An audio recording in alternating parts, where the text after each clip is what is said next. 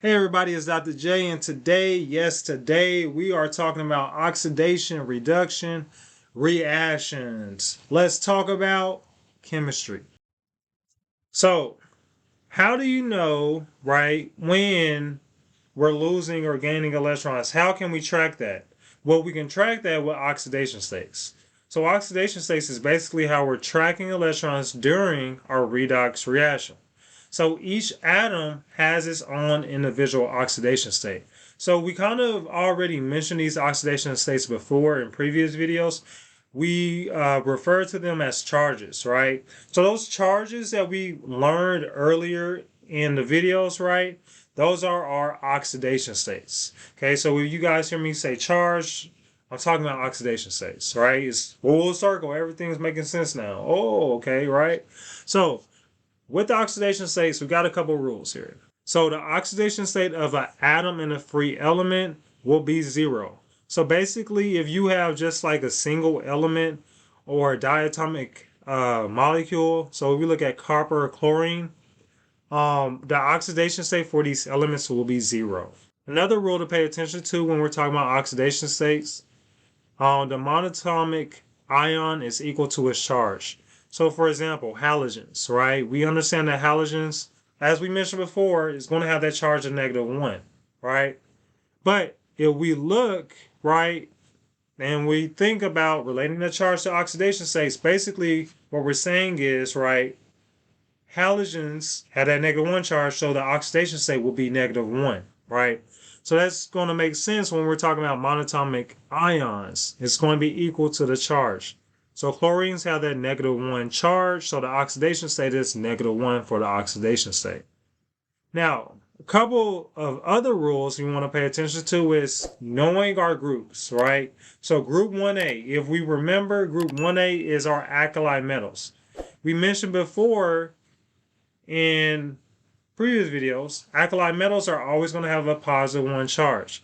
So because they have that +1 charge, we're going to see, right, that the oxidation state will be a +1. It's always going to be that. Always going to be that. Now, it's due to a reason why. Pay attention in this playlist to find out the why. For now, though, we're just trying to understand what the heck's actually going on.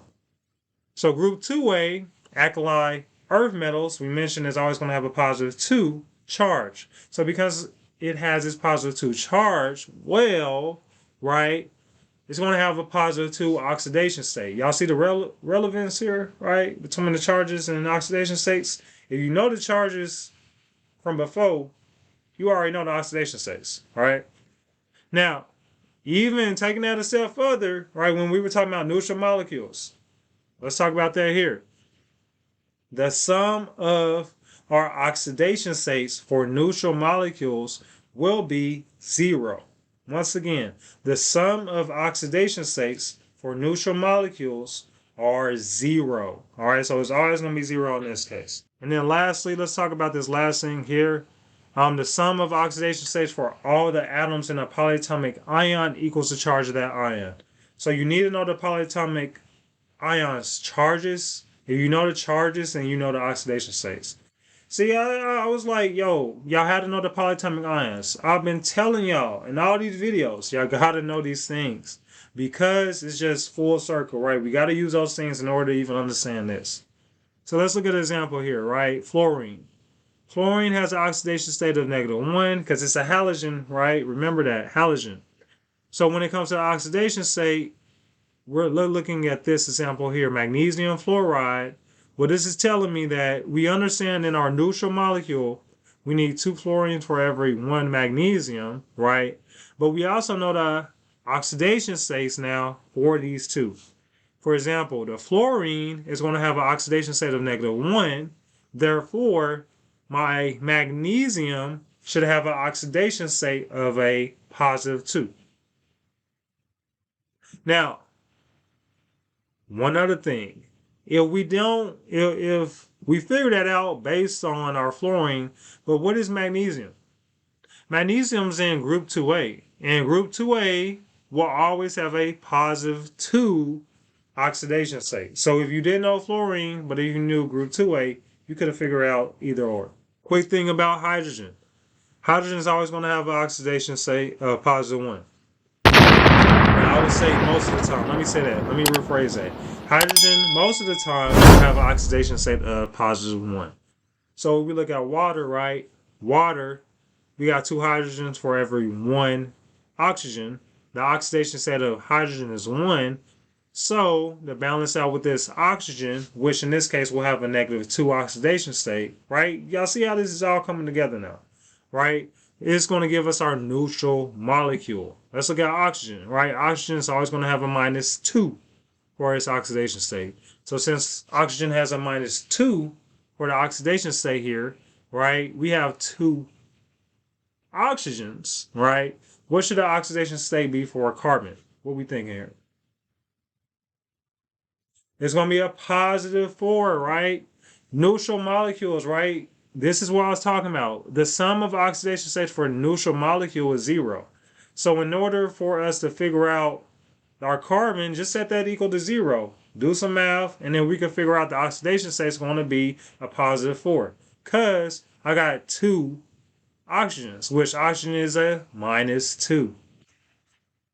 Group 7A. Group 7A, right? We think about that chlorine, those halogens, always going to be -1. So when we look over here in our example, carbon tetrachloride, right? We got our C, and then we got our Cl. Well, we know that group 7A always going to be -1. If I got 4 Cls, what should my carbon be? A +4, because this is a neutral molecule, everybody. It's a neutral molecule. Group 6A, for the most part, are always going to be -2. So we think about sulfur in that same group with my friend over here, oxygen. Group 6A is always -2. In this case, hydrogen is going to have to be a +1. We got 2 hydrogens to balance that out. That's a neutral molecule. Y'all see it? It's the same thing over and over and over again. If you know these rules over here, you can find the oxidation states. Group 5A. Now, Group 5A is a little weird, but for the most part, Group 5A is going to be -3. Okay, so if you want to think about an example of an element in Group 5A, that's nitrogen, right? And then if y'all never paid attention to the periodic table, like I said, periodic table is going to be your best friend. It has the groups listed on there. So it says Group 5A, Group 6A, Group 7A, all of them. Okay, it has them on there. But for Group 5A, nitrogen is going to be a -3. And what do you know? The sum of oxidation states for a neutral molecule, which this is, should be 0. Well, if I got a -3 for my nitrogen, I need a +3 overall to give me a 0. So my hydrogens are going to have to be a +1, which we learned here. All right. So this is the same thing over and over again. If the oxidation state of an atom in a free element, it got to be 0. If you got a monatomic ion, it's going to be equal to that charge. If it's group 1A or group 2A, it will be equal to these charges. And then remember, if you got a neutral molecule, you're going to equal that to 0. And then the sum of oxidation states of all atoms in the polyatomic ion equals that charge of the ion. Just know your polyatomic ions, basically.